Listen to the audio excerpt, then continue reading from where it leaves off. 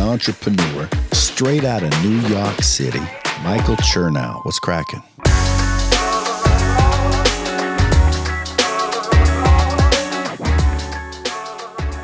The rehabilitation process should largely look like aspects of training throughout.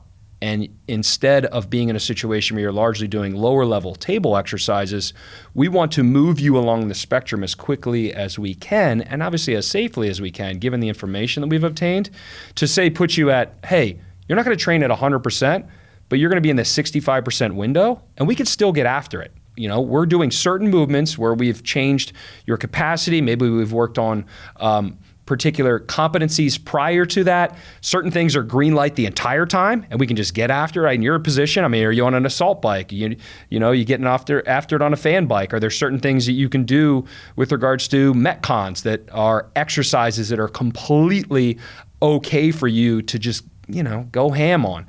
What up, y'all? Welcome back to the Creatures of Habit podcast, and today we are going to talk about moving your body.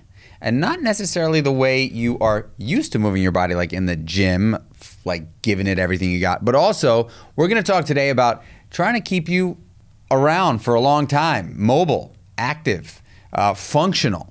We're going to talk about rehab. We're going to talk about rehab. We're going to talk about recovery. We're going to talk about mobility. We're going to talk about habits. And I'm really excited to have Dr. Josh Funk on the show today. He is the founder and CEO of Rehab to Perform. He is a former professional lacrosse athlete, Division I lacrosse player as well. And after his career, he wanted to help people move better, based on, I'm sure, a bunch of injuries that you had that were preventing you from moving as well as you'd like to move. The coolest thing about Rehab to Perform is that it's growing. It is a Inc. 5000 company, so one of the fastest growing companies in the country. It is got 8 locations, and there's a 9th on the way. I know a heck of a lot about brick and mortar retail growth and scaling, and it's not easy. It is not an easy business, so we'll talk about that as well, because I feel like incorporating some entrepreneurial stuff in the conversation will be great. But welcome to the show, man. Hey, thanks. Appreciate it. Become familiar with you recently, and I definitely have you've got a fan over here. I'm looking forward to your event this weekend as well. Thanks, man. Talk to us about Rehab to Perform, and give us a little snapshot on Dr. Josh Funk. Absolutely. So for me, growing up, multi-sport athlete, myself, 3 brothers, 1 sister, all playing a ton of different sports. I think we all played about the same 9 sports before we got to high school. High school was football, basketball, and lacrosse for me. Fortunately made it all the way through high school without any major injuries. As you mentioned, college lacrosse was my sport. I got to play at Ohio State. My sister did as well. I was a senior when she was a freshman. We're not going to dive into the dynamics of that today, but needless to say, I had my first major injury my sophomore year, and I tore my labrum and my rotator cuff. And that was a time period where I realized some of the challenges of the modern healthcare system. So I had such an amazing experience rehabbing my shoulder while I was at Ohio State. Sports medicine department there was first class. Obviously, you could probably say that at just about any Power 5 university, right? You have everything at your fingertips. It's a very enjoyable environment. You walk into the athletic training room, and it's enjoyable. It's not a grudge purchase or a grudge decision. Then when I came home for the summer to finish rehabbing my shoulder, I went somewhere and I was quickly reminded at why people dislike the healthcare system. Very, very sterile, quiet, practitioner could not read my summer workout packet and could provide me with things that were really challenging or meaningful for me at all. So before the pandemic and people jumped into virtual PT, I was doing virtual PT, calling up my first mentor, Janine Oman, who's now an assistant athletic director at Ohio State, saying, Janine, I got to just get on a call with you every week and make sure that I'm getting through this. So, multi-sport background led into a major pain point for me with regards to actually being able to get back on the field and have my identity back, like a lot of people. But largely, that was kind of where the idea of Rehab to Perform started. After that, it was just a matter of kind of putting together some entrepreneurial touch points, which included me mowing lawns and being the paper boy, walking my paper bag throughout the course of the neighborhood. And Rehab to Perform was founded in December of 2014. That is awesome. So I think you said it's 9 years. It's coming up on 9 years. Yeah, it's kind of crazy. I'm an athlete as well, and I really do believe that movement is medicine. I am never not nursing some sort of an injury. I've got two pretty significant ones right now. I've never really had a shoulder injury before, and I started doing CrossFit a little over a year ago, and absolutely has blown my left shoulder out. And I still train with it, not as, I'm mindful of it. But, it's interesting. A fair amount of PTs that I've seen have essentially given me kind of like a, you're not going to be able to do that much anymore protocol, and the thing that I think is so interesting about your business is Rehab to Perform. You're not just saying rehab, right? You're not just saying, hey, we're going to get you back into like baseline shape. You're saying we're going to get you back on the field, right? I mean, isn't that the motto, kind of what you're trying to do? It definitely is. And I will give a shout out to somebody who is New York City based. Charlie Weingroff was one of my first major mentors in the field.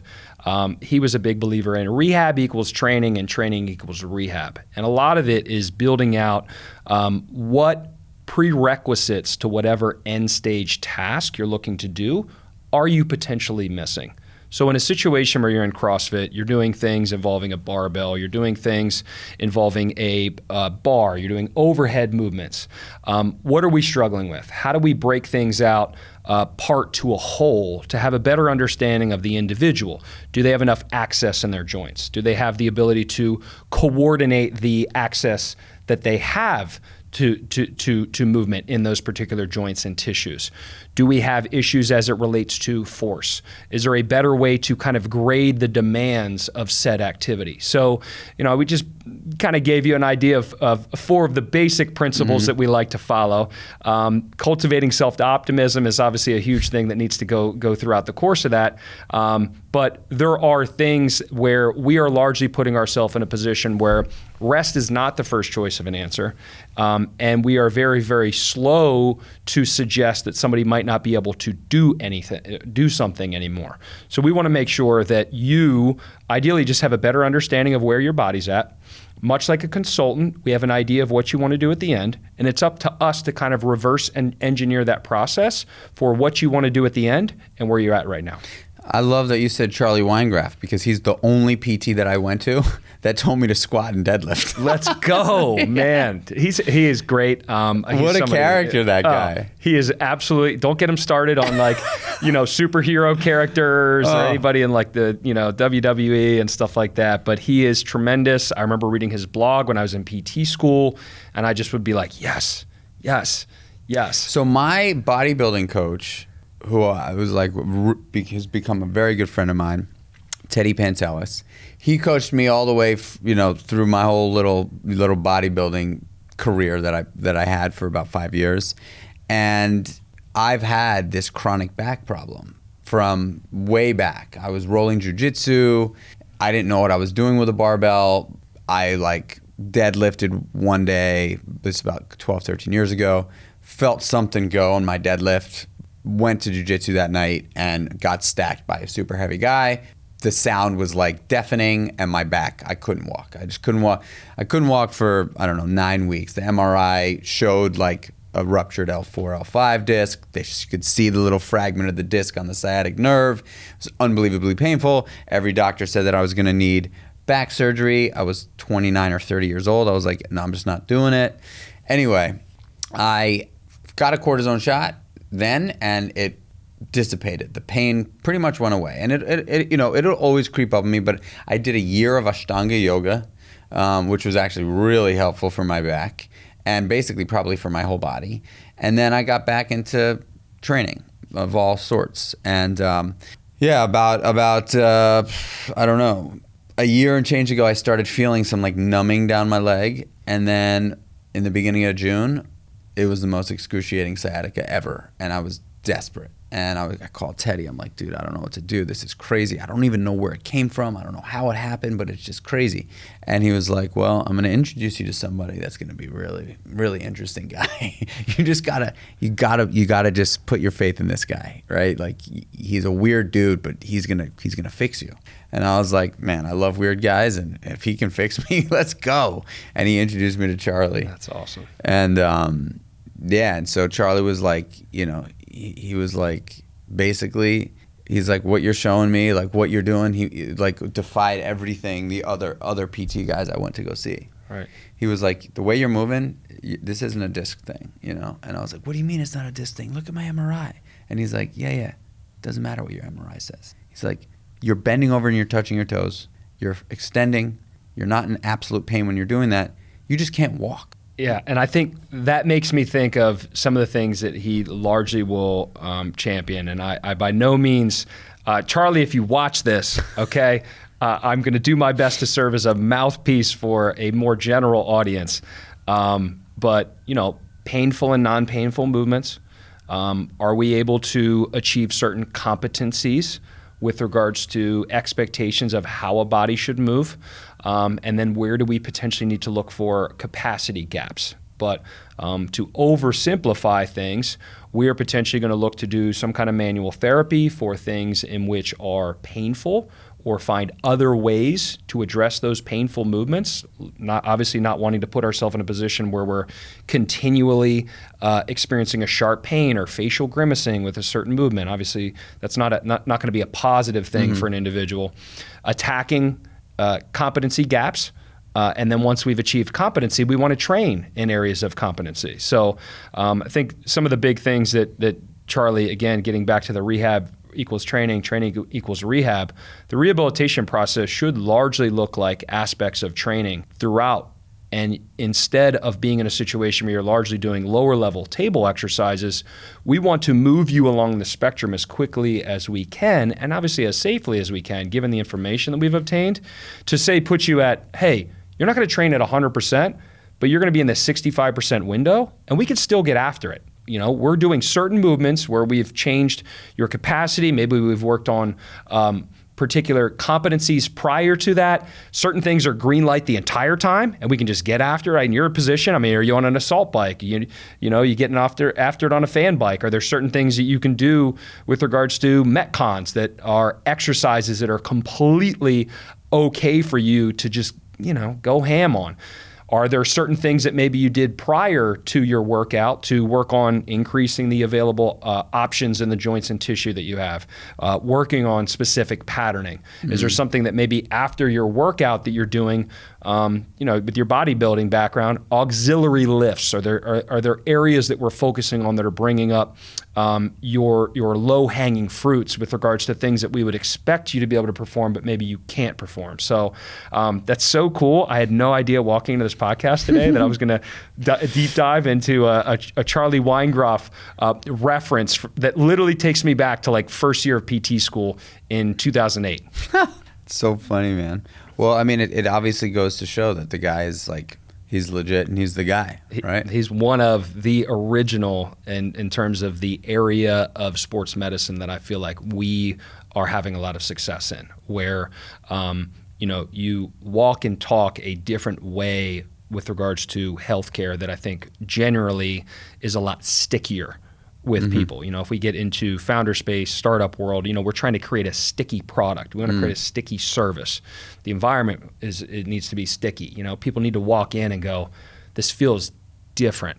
I get to be in a healthcare environment instead of I have to be in a healthcare environment. A lot of it is how things are laid out, what's on the walls, am I seeing familiar equipment, turf, how are you talking to me, can you speak my language, can you allow me, a lot of times, permission to do certain things, because the uncertainty that people walk in with. It's one of the big things I referenced with Charlie. Charlie was very, very big on training as much as possible in the areas that you have the green light, Let's focus on the areas where maybe there's a yellow light in, and let's make sure that we're addressing through other means, whether it's dry needling, some other manual therapy with regards to some of the painful red movements. Big time dry needling, Charlie was telling Love me. it. Yeah. I mean, I don't love dry needling, but I love dry needling. It's one of the most effective ways. I've got such a great guy that helps me out with that. It's magic. It's magic, right? yeah. It really is sometimes. I remember when I saw Charlie, and he had done some manipulation, and he'd given me, a handful of exercises to do on a daily basis, not like extensive.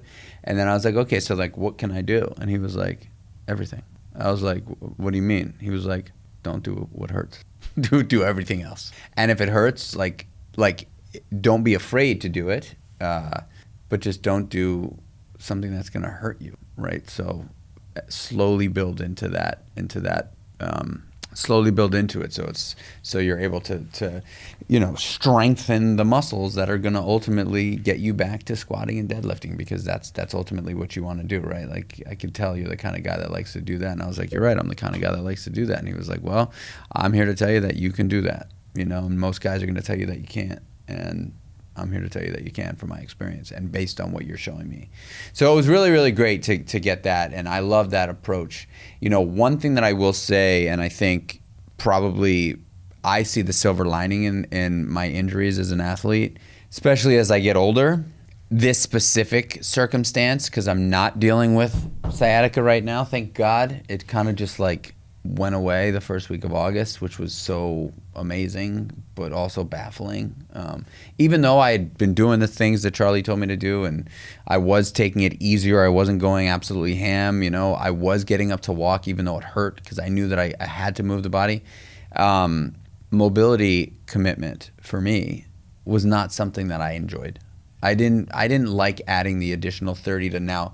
For me, today, it's like a 40-minute addition to my movement practice with training. I do some sort of a pre-WOD thing for about 10 to 12 minutes, and then I stretch for 20 to 30 minutes after I work out every day now. I just do. And I stretch every single morning in front of red light. So like, what is your take on mobility in general? Like, if there is a 20-year-old human being listening to this podcast, which I'm sure there's plenty of, would I be in a much better position had I implemented consistent daily mobility practice into my training protocol then? I'm going to oversimplify this. Okay. So we are going to look at an alphabet, and we are going to say that everybody's alphabet has to look different with regards to the tasks that they are asking their body to perform. Some alphabets are less. Let's talk about powerlifting or weightlifting, where things are a lot more sagittal task specific. They only need so much mobility to perform either, squat, bench, deadlift, or clean and jerk and snatch. Limited options in the tasks that they're looking to perform. So their alphabet isn't going to be as comprehensive as, say, multi-sport athlete. Let's take gymnastics, one of the most demanding possible activities that you could probably do with regards to all of the different modes of events that they have. So you need to have options as it relates to your alphabet in the tasks that you're asking of yourself. So that's very, very important, because mobility is not one size fits all. Mobility is going to look different depending on the end task that you need to perform. You also have individuals that inherently bring different qualities.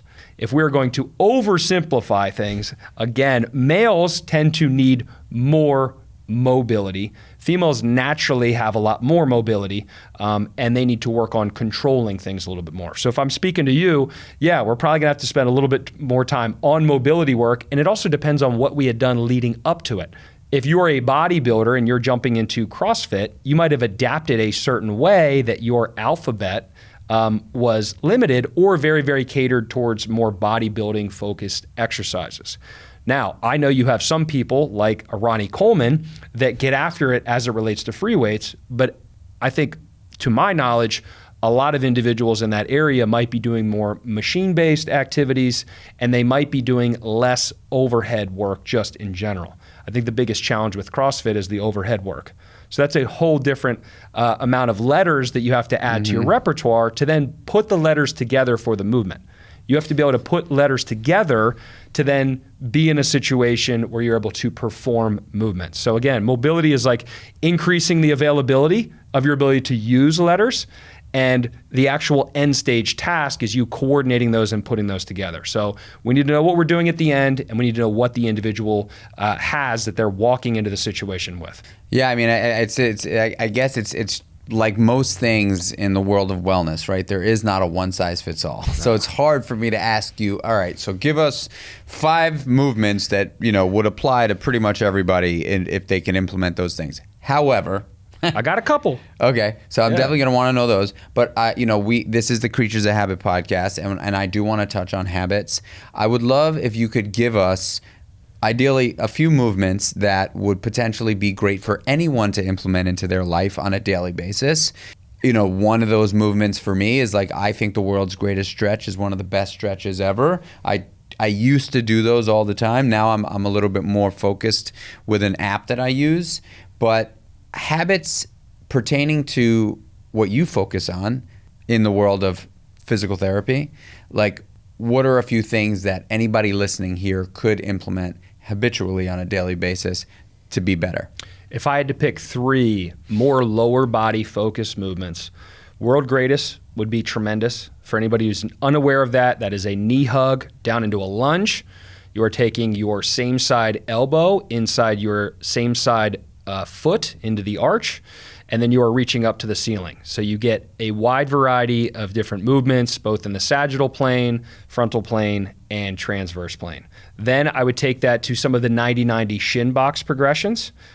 People may be familiar with those, where you're sitting on the ground, your knees and hips are at a relative 90 in front of you, and you're moving your knees side to side. So you love that stretch. Love it. And the best part about it is I can initially work on mobility. Can I get into this position similarly on both sides? Then I can remove my hands from the ground. So now I'm adding in a control piece to it. And then it carries over into one of the 3 most important things, I think, for just about anybody on a foundational level. Can you get off the ground without using your hands? So I can do it first and foremost while using my hands. Then I remove my hands, and then can that lead into me getting off the ground without using my hands to get up? And that just comes down to just humans being efficient with themselves. Then if I'm talking about one more, and this is another like Charlie shout, but the bretzel. And it's a little bit more of a passive stretch. I would be lying on my back. I would open one shoulder, and there's a combo of transverse plane mobility for our rib cage, as well as a hip flexor and quad stretch on the down leg. So if I was picking 3 activities. So what does that one look like? Ah, man, I have to pop down here on the on the ground. So imagine you're lying on your left side. Okay. And your left knee is up, much like you would be raising it to do just like a high knee. It's in a 90-90 position. Okay, so you're lying on your left, and your left knee is basically up here. Yes, okay. And I would then lie on my back, right, and drop that shoulder. Okay. Yep. And apologies, other leg. Right leg is forward, and then I'm reaching and grabbing so this guy. My left front of my foot, or left ankle. So my legs are in a scissored position. One is knee up forward, the other one is back, and I'm grabbing my foot, and on the back leg, it's a hip flexor and quad stretch. So I'm getting stretched through here and stretched down below. Brett Jones, who was part of the SFMA, FMS crew back in the day, he kind of coined that. That's why it's called the bretzel. But you are ending up in a position where I would argue, for you, static stretch routine, I throw the bretzel in at the end. And then with regards to upper body, sounds really, really simple. Grab things, whether or not it's a door frame or a rack, and do some distraction. So what you're going to do there is you're either going to be thumb up, thumb down, various angles, arm out in front of your body, sitting back into a stretch. Arm in front of your body, sitting into a stretch. So just literally just getting some leverage. And you should put yourself in a position where you feel like you would fall if you were to let go. Okay. So you're distracting or decompressing your joints and tissues. And it tends to be something we don't get enough of with a lot of our movements that we do from a fitness standpoint. We're either talking about compression of the joints and tissues in our upper body down into the ground, or potentially with regards to pressing or holding weights. When you think about a snatch in CrossFit, that we're having a compressive force down. When we're doing certain things where we have burpees, or we're doing hand release push-ups or wall balls, more of, again, a compressive force. But it's also preparatory with regards to me handling the distractive forces that I'm also being asked of myself when I'm doing bar work, whether or not it's toes to bar or muscle ups. Like, I should be able to do certain things as it relates to just holding an isometric of a distracted position of the joints and the tissue. So those would be things that I would be doing on a regular basis. In addition to some soft tissue work, whether or not it's a lacrosse ball or a PVC pipe, I would argue some of that stuff should be less emotional and not something that we're grimacing in the entire time. Okay. Static stretching and dynamic stretching. Yep. How do you like to segment those two things? I think that dynamic stretching often is going to be done more in a preparatory nature, if anything, just to get our bodies and tissues in a position where we are increasing blood flow, we're increasing body temperature, we're potentially going through the coordination of movements, and exciting our nervous system going into activity. That's the big thing. I always think of the word potentiation. Can I potentiate my body, put it in a position where it's ready to go? Kelly Starrett, right? Supple leopard. We're not walking around being supple leopards all the time. Like, I'm in my late 30s. Some days I need a little bit more of a warm up. I'm going through Squattober right now on day 4 of the week. When I'm being asked to back squat again, I got to warm up a little bit more than Monday, where I'm just sitting under the bar on Monday, and I'm like, man, I feel good. What is Squattober? Is that squatting every day?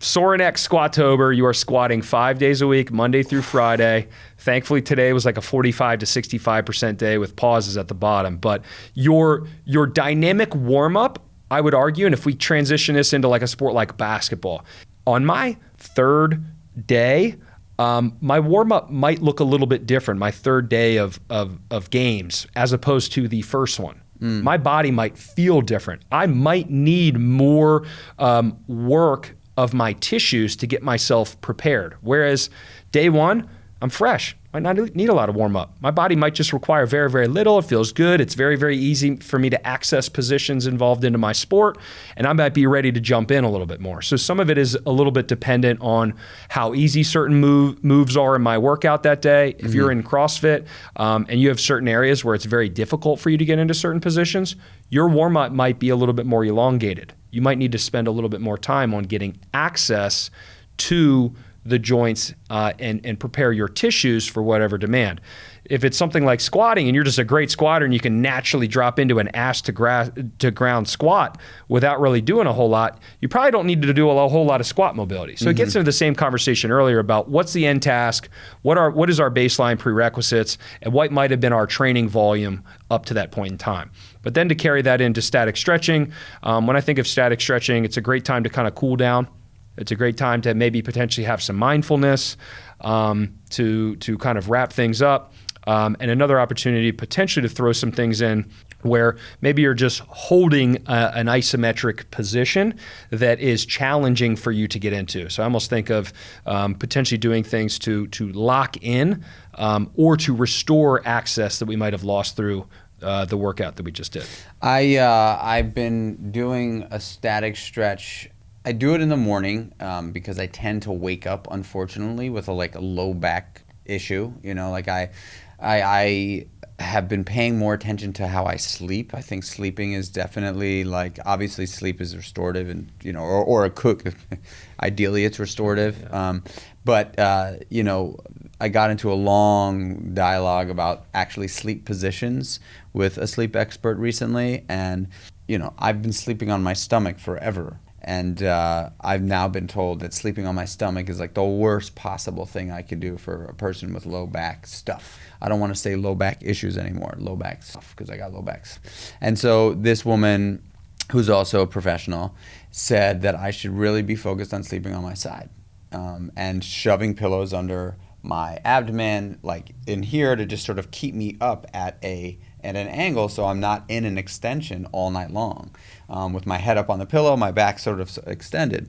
So I've been, it sucks because I know that I've been conscious of it and aware of it, and so it's kind of like hasn't allowed me to fall into like super long extended REM sleep or slow wave because I've been focused on like not sleeping on my stomach, or I've never slept on my back, so I feel like sleeping on my side is a little easier for me to acclimate to.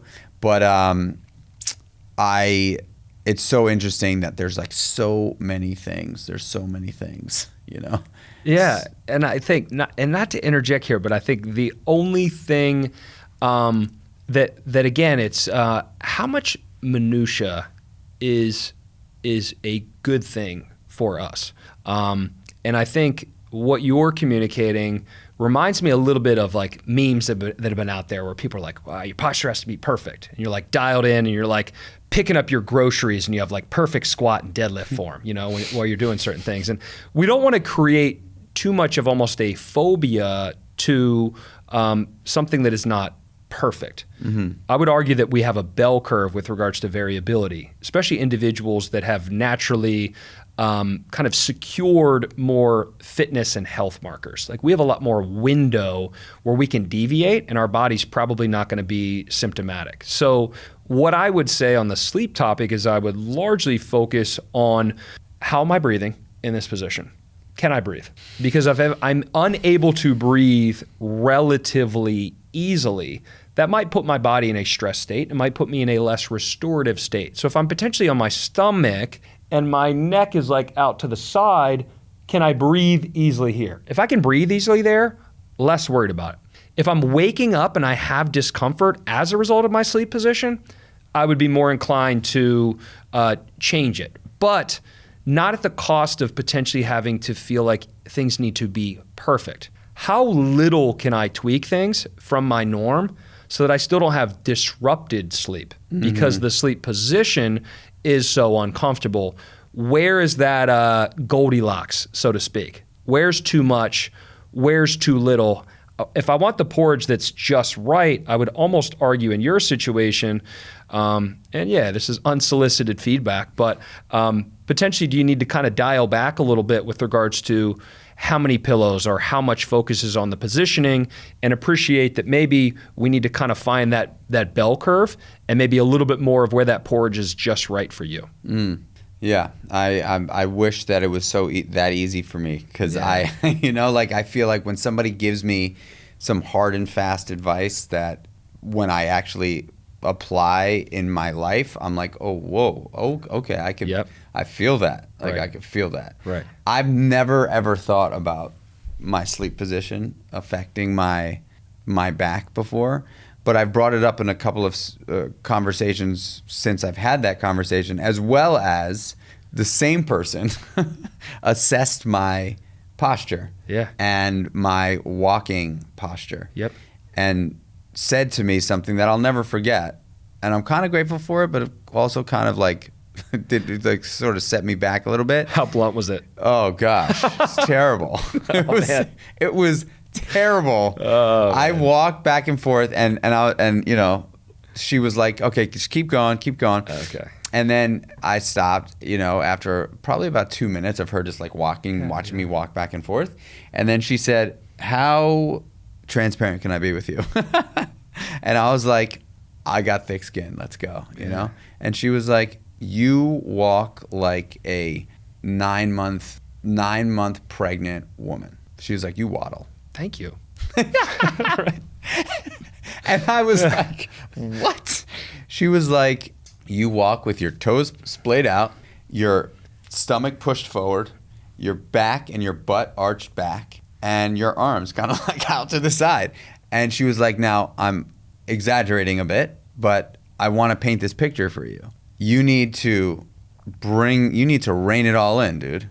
Like you need to turn your toes forward and it's going to feel like you're walking pigeon-toed, but you're actually, you bringing your toes in are actually them being straight. And you're going to feel like they're pointed to each other, but they're not. And then she's like, you need to just like bring your shoulders down and you need to think of like an X going from your left shoulder to your right hip and your right shoulder to your left hip and not arched over, but supported that way. And you need to be conscious of that if you really want to fix like some of the things that are going on in your back.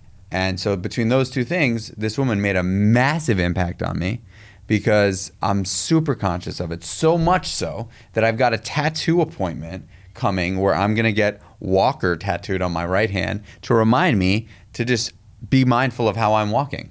Because I'm a walker in many other ways in my life, but apparently in my actual walking, I'm not doing such a great job.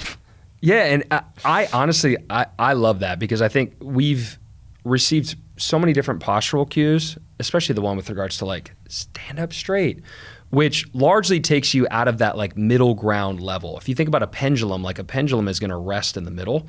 And if we are uprighting ourselves as much as possible, very, very proud chest, putting ourselves in a situation where if we had like this spotlight on the front of our chest, it's actually facing up.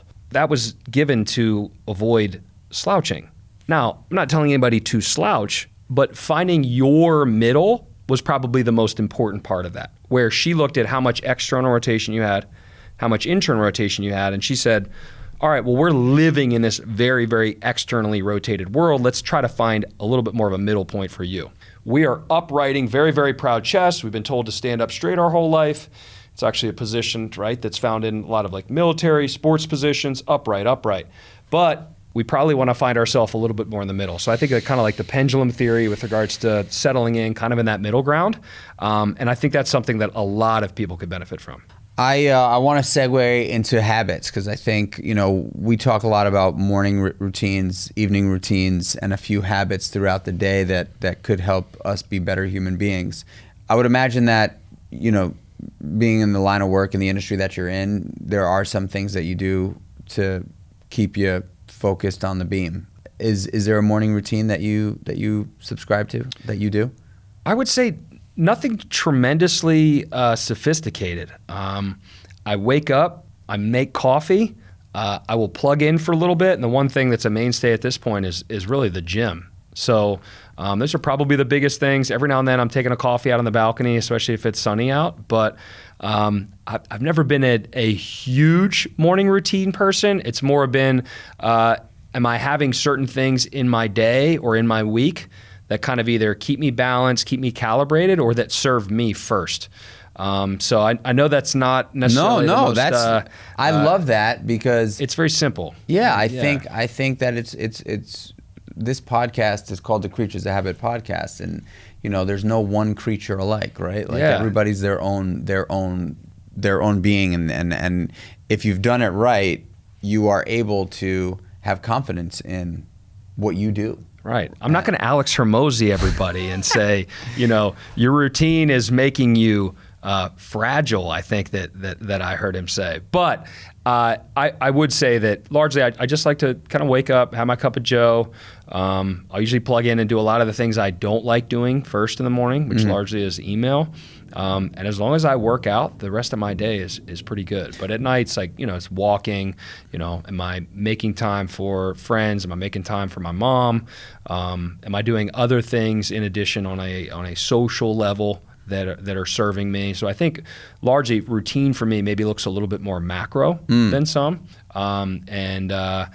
Making sure that I have those touch points is what I've found has been best for me. So are those some things that you just make sure to implement on a weekly basis? Like habits that you do on a weekly basis would be spending time with mom, walking, things like that? Yes. So for anybody who's familiar with like block and tackling on your Google Calendar, like I largely have social touch points on my calendar. I have touch points where I'm checking in with certain people. I have touch points. Talk to us about that. I'm doing I adult love that social stuff. sports. So calendar. I think that was something. Initially, I got really, really good about that when it came to business. I think you can probably most definitely relate to this. But we start out hiring ourselves for a job. That's what entrepreneurship is, right? You're an entrepreneur, and then you open your business and you hire yourself, and you're doing everything. You're the jack of all trades, and people tell you you need to work on your business, not in your business. And I really struggled with that until somebody told me that the difference between you being busy and actually productive is how you allocate your time throughout the course of the week. So do you want to run the same business, be busy, and have nothing on your calendar? Or do you want to run a new business? And how can you potentially put yourself in a situation where you're creating this routine of, what microdosing, ways to work on your business. So that was something that was very, very easy for me to draw from. I'm not sure if you're familiar with the book Profit First, where you kind of have this routine of shifting money to a bank account to save for certain things. But that was me kind of shifting aside time, not shifting money, but shifting time for myself to work on my business. Then, like many people, I realized that, okay, work is only sustainable for so long. So then I had to start, much like I was allocating time to working on my business, start putting things like when I wake up, when I'm going to the gym, when I'm calling certain people, when I'm meeting certain people for coffee, but making sure that I have some of those like macro touch points in my life. Yes, in the calendar, which I know it's kind of crazy, but for people that are kind of go, and it's easy to go into work mode. I think sometimes, I don't know if you can relate, but you can lose yourself, and it's very easy when you're passionate about what it is that you do, to kind of forget some of the other things, but especially forget like how well they serve you just on a baseline level. So I try to make sure in the morning I'm serving me first. I got supplements I take in the morning. I'll pop in, do a phone call here and there. I'm listening to podcasts, certain things with regards to education, but I would not say that it is anything that is overly regimented in terms of it's happening every single workday. It might be a little bit inconsistent, but I largely, on a monthly basis, I do have a day where I look back at my calendar throughout the past month and I say, all right, how well did this month's routine work out for me? What do I need a little bit more of?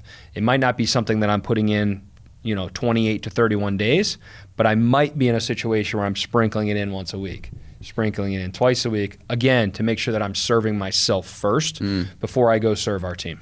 I love dropping everything into the calendar. Yeah. Like my calendar is just, the whole thing is in chunks. It's all in chunks. And I put everything in there. I put my solo time from 5 a.m. to 6:30. I put time with the kids from 6:30 to 8.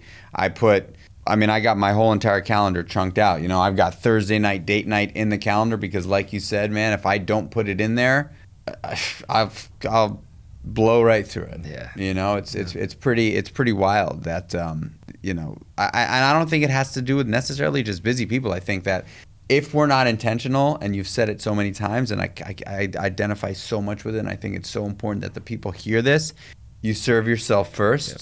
It's so important because for whatever reason, like I think human condition has evolved to put us at the bottom of our totem poles. Like I can't tell you the amount of people that I speak to on a regular basis, my family, my friends, where they're like, oh God, I'm like the last on my list. Yeah. And I'm like, how do you let yourself become the last on your list? When you're the last on your list, you are running at 50%. And when you're running at 50% or less, there's no shot that you're showing up for the people that you care about.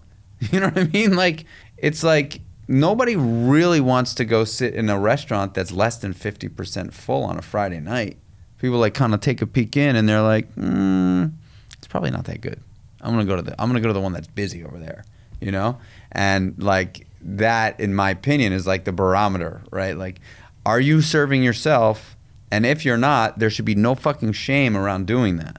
Like I think the message, and I'm hearing from you, it's so clear, like the message is like your business is giving people an opportunity to put themselves first, right? I mean, most people don't take the time. Most people will literally sit with pain forever, just not go. They just won't go in. They won't go to get help, because I also think that we've been sort of trained to go to like the family doctor that's going to look at you and he's going to touch you here and he's going to like put a thing in your ear. He's going to like tell you to follow the eyes. Yeah. He's going to make you step on the scale fully clothed with your shoes on, and you're like, wait, but like you want me to get on the scale fully? Like I'm only got my jacket on, my bag. He's like, yeah, whatever. Yeah. Here's your prednisone pack, right? Yeah. See you later. Like, muscle relaxers. You're good. So, it's just so crazy. Like, we're trained that is the path, right? Yeah. And I think when I hear you, I think the one thing too, like when I think of like calendaring is like calendaring becomes like protected time, and it serves two ways too. Like for me, I can get anxious about things that I'm going to need to be doing. Like, do I need to be doing something for somebody else? Do I need to be doing something for the business? Do I need to be doing something for this person? And the more that I allow that anxiety to kind of run wild by me not structuring my time, it allows that anxiety demon to just run. And it has put me in a situation where I've struggled to have the ability to sleep. I don't know if you can think about when work was really, really chaotic, but work was really, really chaotic because you're on defense the whole time. You're reactive. So if I block my time, I become an offensive player, and I'm putting myself in a situation where I'm in attack mode. Knock it down, address it, handle it. And then I can go to bed at night and I go, I got everything. Or I wake up in the morning and I just look at my calendar and I go, awesome, cool, let's press play. And it allows me to press play on that offensive or more proactive level, which largely I think aligns with just wellness in general. What are we trying to get people to do from a healthcare standpoint? Proactive and preventive things are all of the rage. So the more that we can protect our time, make sure we're allocating it in a manner in which best serves us, serves our people, it allows us to live on offense in life, which I think a lot more people would benefit from. What you've been successful in business, obviously. I mean, you're 4 years in a row in the Inc. 5000 fastest growing companies in the country. I mean, that's wild, right? I mean, there's I don't know, hundreds of thousands of small businesses across the country, and you're in that top percentage. What does success actually mean to you? It's a very, very hard concept, I think. I don't know that we ever really reach success. What is success? I think success is something that may not ever really be attainable. When I ask myself what drives me, and I've definitely done it a lot more, especially as we have been able to achieve more and to receive more recognition, but I think largely what drives me is winning the game.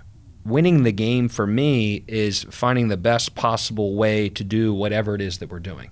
So we're running a healthcare business. There are multiple facets of what winning looks like. Staff retention looks like winning for me. Work-life balance and workplace happiness looks like winning for me. If we talk about things like revenue and profitability and how well we're able to pay our team, that's a whole separate thing. Then I've got the service. How do we win the service game? So when you kind of put all those things together, there's a sense of fulfillment that I think naturally leads to things like material success or external recognition. But when I think about what continues to push me forward, it's just more of the curiosity of how much more that I can win this game. If companies compete on process, I'm constantly thinking about changing process so that I can win the game more than I won it the previous day, month, quarter, year, whatever. And it's not to say I'm not happy, not satisfied. Like, I love what I do, feel incredibly blessed. I mean, you talk about just being able to make it past the 2-year mark. And then, I mean, full transparency, we're about to hit, if we did a rolling 12, like the 8-figure mark, like stuff that you're just like pinch me, you know what I mean? Like, incredibly happy, could not be more in a situation where I feel good about everything that I'm doing. But what is continuing to motivate me to show up every day, to still have this routine, are largely things that I think of the word winning, where it's that sport self, but it's translated into business, both micro and macro. I love that you said winning, man. I love that you said winning. And I feel like, because I was going to finish this episode on why do you do what you do? And it sounds like winning is something that really drives you. And I think it's weird. Yes. It's weird that for whatever reason today, winning is like kind of poo-pooed, right? Oh, it's not about the win. It's about the journey, which I agree with. The journey is fucking awesome, and I love the journey. But I want to win, too. I want to win. Feels great. Yeah, I want to win. Yeah. And I think that I think we're in this very unique place in human evolution, right? Where like winning or having that kind of like that gusto is kind of looked down upon. And like, oh God, it's all about, when I read a book, Tim Grover wrote a book called Relentless. Have you read? Great book, yeah. And I think that book was an eye-opening book for me. It was I loved reading that book. I think that there's, you've got Michael Jordan, Kobe Bryant, Dwayne Wade, and, those three guys are an extreme version of what we're talking about here. But I love that you said winning. And I want the audience to hear it's okay to want to fucking win, like for real, and really go after that, because the truth of the matter is we like winning. Humans love to win. We love to win. We love to win. And once we figure out a way to control the ability to win, that to me is what success and happiness is. When we figure out a way that we can consistently control wins, right? And this is not meant to offend anyone, but there are a ton of people who say they want to win, and something that does allow me to continue to do what I do is I've shown the ability to continue to show up, to do what is necessary to win. And that is also a very, very good feeling where you have this evidence of proof that you've created a winning environment for people, your team, the people that you're serving, and yourself. And largely that autonomy of entrepreneurship is incredibly, incredibly fulfilling, because at the end of the day, you've largely been the person who's been able to kind of put the pieces together to figure the mousetrap out. Mm-hmm. And you've continually showed up despite all odds, whether or not it was the early part where things just suck because you have no clue what you're doing, or it's the pandemic, or you're in growth mode and you're just hairs on fire, but continually being able to show up, continually being able to tinker and tweak and be on offense, like I said, and put yourself in a situation where wins sometimes just happen now because of this snowball that you've created, and it's going down the other end of the mountain. And now winning looks like just continuing to kind of shape it so things don't start going too fast. So that's the really, really fun part at this stage of the game. And hopefully that wasn't offensive, but a lot of people think they want to win, but they don't want to do remotely anything of what it actually takes to win. And there's a certain gratification knowing that you have the pieces and the character traits that allow you to continue to experience something that others unfortunately won't because of their inability to just show up every day.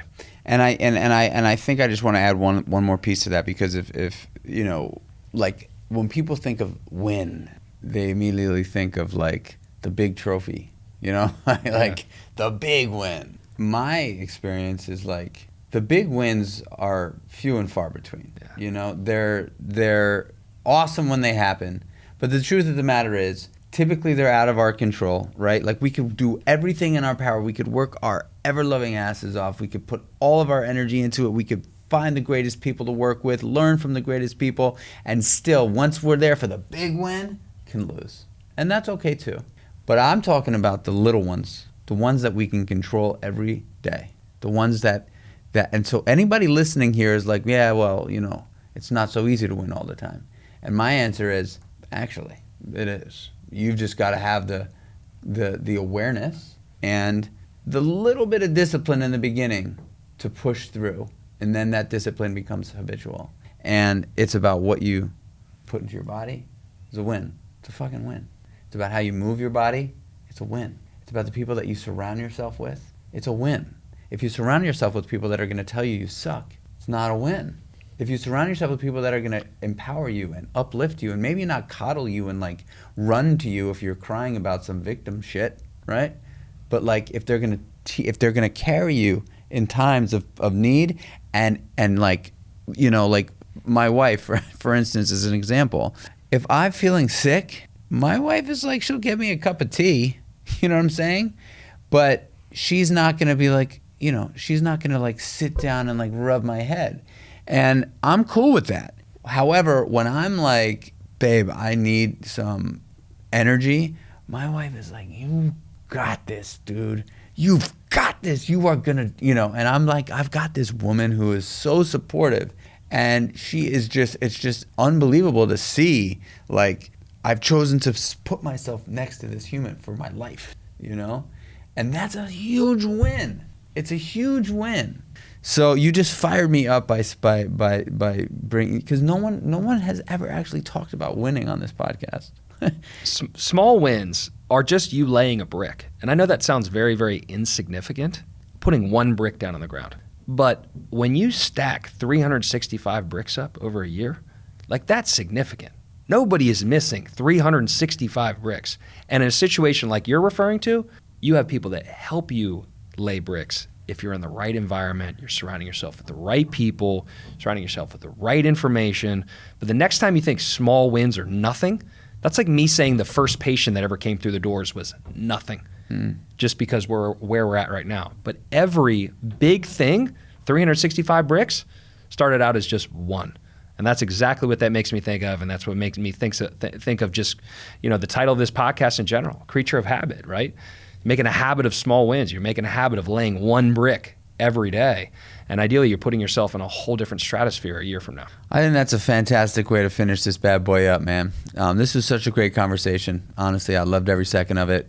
Where can the audience find you? At Dr. Josh Funk. Instagram is where I spend a lot more time. I am on TikTok, as crazy as that sounds. Still kind of figuring that out. But other than that, rehabtoperform.com is my day-to-day. It's my life's joy. And we are at rehabtoperform.com or at rehabtoperform on Instagram and TikTok as well. Awesome, man. Well, guys, that was such a great conversation. We are going to throw some of those stretches into the show notes so you guys can have them, that Dr. Josh Funk had suggested that we can all make great use of on a daily basis. And I'm sure you got a lot of value out of this one. I certainly did. I know for sure I did. And Charlie, I'm going to make sure to send this to you. If you loved this podcast, it would mean the world if you wrote a review. It would mean the world if you gave us a 5-star rating, wrote a quick, short review, a couple of minutes out of your day would really, really mean the world to this podcast. Also, share it with your friends. Share it with your family. Share it with your friends. You guys know I say that every single time because it really does mean the world to me if you do share this podcast. When I get people that stop me on the street and say, hey, a friend of mine told me about your podcast, I'm like, oh my gosh, I love that. And that is what ultimately helps the podcast grow and me giving me the ability to connect with great people like Josh. So share the podcast, give us a rating, write a review, grab some meal one, check out Rehab to Perform, go to sleep with Nightcap, do all the things. You guys rock. You know the deal. Until the next one. Peace.